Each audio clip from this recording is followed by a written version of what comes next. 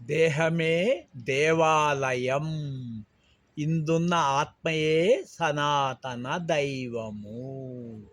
అంటే ఈ కంటికి కనిపించే ప్రపంచం మొత్తం దేవాలయాల కన్నా ఈ దేహమే గొప్పది. ప్లస్ అన్ని దేవాలయాల్లో ఉన్న విగ్రహాల కన్నా లోపల ఉన్న ఆత్మ చైతన్యము గొప్పది. ఇప్పుడు ఈ దేహమే 100% దేవాలయము. లోపలున్న ఆత్మ శివుణ్ణి నేను, మరణము లేని నేను. కాబట్టి ఈ పంచభూతాల ప్రపంచం అంతా మరణిస్తుంది, కానీ లోపలున్న నేను మరణించను.